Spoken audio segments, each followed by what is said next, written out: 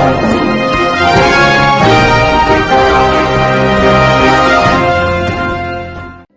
દર્શક મિત્રો, આપ જોઈ રહ્યા છો મુંબઈ તરંગ ન્યૂઝ. હું છું એન્કર અર્પિતા પટેલ. હવે જોઈએ અગત્યના સમાચાર. રાજકોટ મહાનગરપાલિકામાં 45 વર્ષથી ભારતીય જનતા પાર્ટીનું અમારું શાસન છે. માનનીય નરેન્દ્રભાઈથી લઈ અને રાજકોટમાં અમારા અધ્યક્ષ માનનીય મુકેશભાઈ દોશી સુધીના તમામ પાર્ટીના શીર્ષ નેતૃત્વ અને અમારી એક વિચારધારા હોય છે કે કોઈ પણ ચૂંટાયેલો જનપ્રતિનિધિ કે અધિકારીઓ કોઈ પણ વસ્તુ ગેરરીતિમાં જ્યારે પકડાય ત્યારે એની તપાસ થતી હોય છે. અત્યારે અમારા અધ્યક્ષશ્રીએ જે નિર્ણય લીધો, ભારતીય જનતા પાર્ટી નિર્ણય લીધો, એવી જ રીતે અધિકારીમાં પણ આ જે વસ્તુ થઈ છે, 4 વખત સર્વે થયો, સર્વેમાં શું શું વિષયો આવ્યા, ક્યાં ક્યાં અધિકારીઓ હતા, સાર્વજનિક સ્વરૂપમાં માન્ય મેયરશ્રીને અમે સૌ પદાધિકારીઓ આજ આપ સૌને અમે ખાતરી પણ આપી છીએ અને સ્ટેટમેન્ટ પણ હું આપું છું કે આની સંપૂર્ણપણેની તપાસ જે કોઈ પણ અધિકારીઓની ગેરરીતિ સાબિત થશે, તપાસ થશે અને એમાં એ તપાસની અંદર જો એ ગેરરીતિ સાબિત થશે તો એના ઉપર શિક્ષાત્મક પગલાં રાજકોટ મહાનગરપાલિકાના સ્ટેન્ડિંગ કમિટી ચેરમેન તરીકે હું કહું છું કે 100% એના ઉપર શિક્ષાત્મક પગલાં લેવામાં આવશે. ભારતીય જનતા પાર્ટી એ માણસો અને સ્વજનોથી ચાલતી પાર્ટી છે, લોકોથી ચાલતી પાર્ટી. અહીંયા પાર્ટીની અંદર અમે ક્યારેય એવું નથી વિચારતા કે નાના માણસોને ન્યાય ન મળે. નાના માણસોને અને દરેક લોકોને ન્યાય મળે એની પાર્ટી છે અમારી. એટલે અધિકારીની જો કોઈ પણ સંડોવણી થશે તો એને પણ છોડવામાં નહીં આવે. જયમીનભાઈ, ડ્રો થાય એમાં તો અધિકારી હોય, સ્વાભાવિક છે. એમાં ડ્રો હું કે તમે કે કોર્પોરેટર તો ડ્રો એ તો છેલ્લું પગથિયું છે, પણ એની પહેલા જે સર્વે થયા છે, આ જે કાંઈ પણ પ્રકરણ બહાર આવ્યું એ સર્વેના આધારે આવ્યું છે, ડ્રોના આધારે નથી આવ્યું. ડ્રોમાં નામ નીકળ્યા છે પણ સર્વે થયો, એના પોતાના ડોક્યુમેન્ટ્સ એણે રિલીઝ કર્યા હતા. રિલીઝ કરતી વખતે એણે જે તે વ્યક્તિ જે લાભાર્થી છે એને અધિકારીને જ આપ્યા છે. ત્યાં કોઈ પદાધિકારી નહોતા.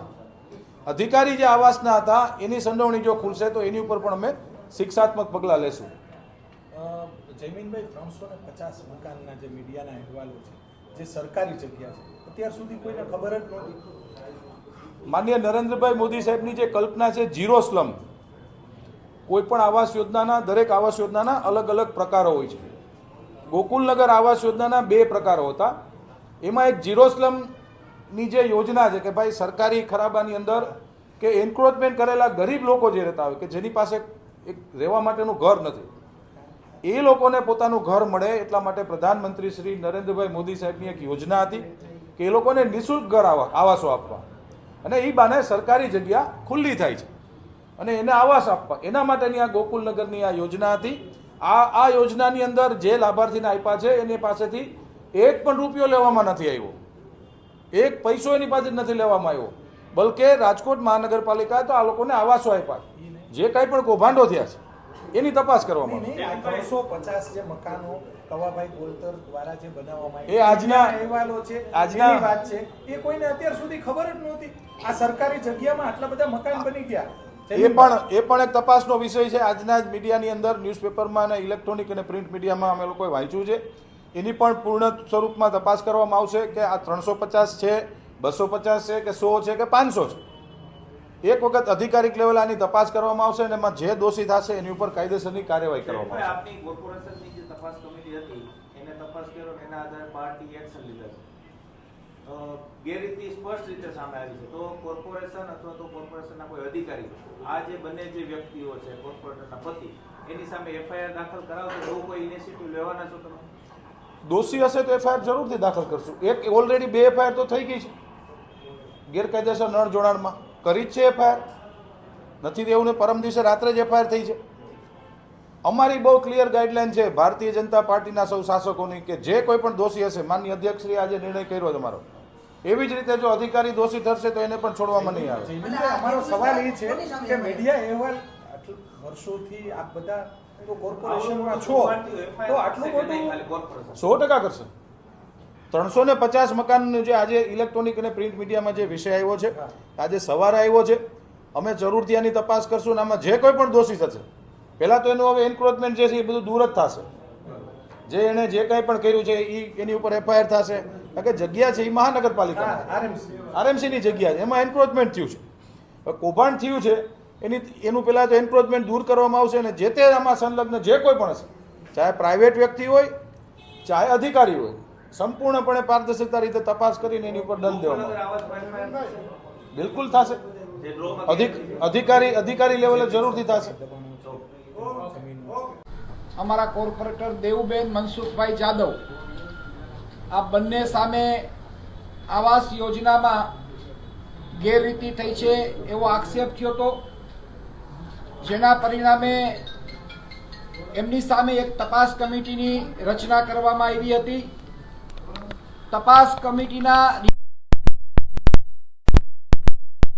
એમાં સ્પષ્ટ રીતે ગેરરીતિ અમારી સામે આવેલ છે. ભારતીય જનતા પાર્ટી સ્પષ્ટ રીતે માને છે કેન્દ્ર સરકારમાં નરેન્દ્રભાઈનું નેતૃત્વ છે, પ્રમાણિક પારદર્શક વહીવટથી સમગ્ર દેશ ચાલે છે. ગુજરાત રાજ્યમાં પણ ભૂપેન્દ્રભાઈ પટેલની સરકાર લોકોના સર્વાંગી વિકાસ માટે અને ગરીબોના ઉત્થાન માટે કામ કરતી સરકાર છે. રાજકોટ મહાનગરપાલિકાનો ઇતિહાસ જોઈએ તો લગભગ 4.5 દાયકાથી 5 દાયકાથી વધુ સમયથી ભારતીય જનતા પાર્ટીનું સ્વચ્છ શાસન છે. આવા સમયે આવી ગેરરીતિ ચલાવી ન લેવાય એવું અમારા પ્રદેશ હાઈકમાન્ડ પણ ચોખ્ખું માને છે, સ્પષ્ટ માને છે. અને પ્રદેશ હાઈકમાન્ડની સૂચના પ્રમાણે આ બંને ભારતીય જનતા પાર્ટીના કોર્પોરેટરશ્રી ને ભારતીય જનતા પાર્ટીના પ્રાથમિક સભ્ય પદેથી અમે એમને સસ્પેન્ડ કરી છે. ભારતીય જનતા પાર્ટીના પ્રાથમિક સભ્ય પદેથી રદબાતલ કરી છે. કેટલા વર્ષ માટે સસ્પેન્ડ? 6 વર્ષ માટે એમની સામે પગલાં ભરવામાં આવે છે. 6 વર્ષ માટે ભારતીય જનતા પાર્ટીના પ્રાથમિક સભ્ય પદેથી દૂર કરવામાં આવે છે. કોર્પોરેટર પદેથી એ કોર્પોરેટર પદે ચાલુ રહેશે. ભારતીય જનતા પાર્ટીના સભ્ય પદેથી એમનું રાજીનામું લઈ લેવામાં આવ્યું છે. પણ પાર્ટીના સિંહથી ચૂંટણી જીત્યા છે તો તેની સામે કોઈ કાર્યવાહી નહીં કરવામાં આવે? કોર્પોરેટર રહીને તો પાર્ટીના કાર્યકર્તા તરીકે એમને પ્રાથમિક સભ્ય પદેથી અમે રદબાતલ કરી છે. કોર્પોરેટર પદેથી અમે રદબાતલ નથી કરતા. એ અમારો અધિકાર નથી. તો એમની પાસે રાજીનામું નહીં લેવાય? હા, ભારતીય જનતા પાર્ટીના પ્રમુખ તરીકે મારી સીધી જવાબદારી છે પ્રદેશના હાઈકમાન્ડની સૂચના પ્રમાણે માત્ર 6 વર્ષ માટે પ્રાથમિક સભ્ય પદેથી અમે એમને રદબાતલ કરી છે. તો પણ રાજીનામું ન લઈ શકો? 50 મકાનો પણ એમને આપણે આજના ધ્યાનમાં એ અભિયાનનો વિષય એ મારો વિષય નથી. મારું કામ છે સંગઠનનું કામ છે, એ વિષય મારો નથી. આગળની મુકેશભાઈ મેન્ડેટ તો એને મેન્ડેટ તો ભાજપે જ ભારતીય જનતા પાર્ટીના પ્રાથમિક સભ્ય પદેથી જ અમે એમને રદબાતલ કરી છે. આ વસલો રસ્તો કઈ રસ્તો આનો નહીં મુકેશભાઈ, આ તો પણ મુકેશભાઈ પાર્ટી એને મેન્ડેટ આપ્યો છે, પાર્ટી એને મેન્ડેટ આપ્યો, કોઈ પણ વ્યક્તિને મેન્ડેટ આપ્યો એ ભાજપના સિમ્બોલથી ચૂંટાણા છે. તો ભારતીય એ જનતા પાર્ટી સ્પષ્ટ સંદેશો આપવા માંગે છે કે ભારતીય જનતા પાર્ટીનો કાર્યકર્તા આવા કોઈ પણ પ્રકારના ગેરરીતિના કાર્ય કરે તો એને પાર્ટી સાખી નો રહે, એ સ્પષ્ટ સંદેશો આપે છે. પણ તો કોર્પોરેટર પદેથી રાજીનામું શું કામ નથી લેતા? તો કોર્પોરેટર નો કોમેન્ટ. આ તો દગો. તમે પણ રાજીનામું લઈ શકો કોર્પોરેટરનું, તમે લઈ શકો.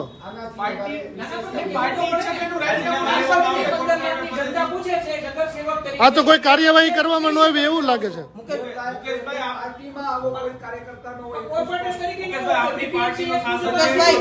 મુકેશભાઈ સૌથી મહત્વની વાત મુકેશભાઈ પાર્ટીએ એક પછી એક નિર્ણય લીધા છે. પાર્ટીએ સોકોઝ નોટિસ પણ આપી. સોકોઝ નોટિસ પછી 48 કલાકની અંદર પાર્ટીએ પોતાનો નિર્ણય પણ જાહેર કર્યો છે. સાહેબ બંને કોર્પોરેટરોએ ખુલાસો તમને શું આપ્યો? ખુલાસોમાં એમને પોતાનો બચાવ કર્યો છે. એ બચાવ રાખ્યો નથી. મુકેશભાઈ કોઈ કોર્પોરેટર આવી રીતે ડાયરેક્ટ ડ્રો કરી શકે નહીં. કોઈ અધિકારીની સંડોવણી ખુલી છે એ મારા માટે કેવું વધારે છે. તો શા માટે અધિકારી વિરુદ્ધ કોઈ કાર્યવાહી ન થઈ? કોઈ એ આગળની કાર્યવાહી સમયાંતરે જે થવાની એટલે કોર્પોરેટર અને અધિકારીની ભલામણથી આ ડ્રો થયો તો કઈ રીતે એના માટે હું કાંઈ ન કહીશ. તપાસ કરાવશો? એના માટે હું અત્યારે કાંઈ ન કહીશ. તો કોણ જવાબદાર? મહાનગરપાલિકામાંથી કોણ જવાબદાર? મેયર સાહેબ કોણ છે? સાહેબ મેયર સાહેબ મારી જવાબદારી છે. મારી પાસે આવી કોઈ રજૂઆત આવે તો મારે એમાં ન્યાયિક રીતે જે કંઈ થતું હોય કરવું પડે. મારા પ્રદેશના હાઈકમાન્ડનું મારે ધ્યાન દોરવું પડે. એમની સૂચના પ્રમાણે મારે કામ કરવું પડે. હવે આ બંને કોર્પોરેટર છે એની મહાનગરપાલિકામાં ભૂમિકા શું રહેશે? કઈ જગ્યાએ બેસી શકશે? આના માટે અત્યારે કાંઈ જ ન કહી શકું. એ અપક્ષ તરીકે સ્વાભાવિક રીતે અપક્ષ તરીકે જ રહે. એ અપક્ષ તરીકે જ રહે. એ કોઈ પાર્ટીના સિમ્બોલ નીચે બેસી શકશે નહીં. પાર્ટીના કોર્પોરેટર તરીકેની ઓળખ પણ આપી શકશે નહીં.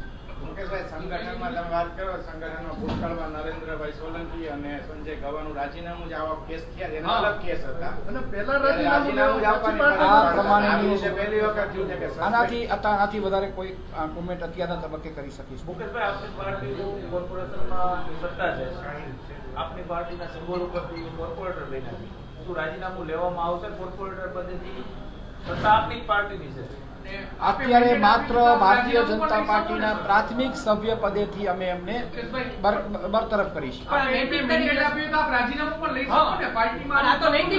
આનાથી વિશેષ મુકેશભાઈ, ફરીથી જો આવું કઈ આચરણ કરશે તો અત્યારે આનાથી પછી એ જવાબદારી વ્યક્તિગત બની જાય છે, પાર્ટીના સભ્ય નથી. મુકેશભાઈ, તમે કાર્યવાહી કરી બરોબર છે.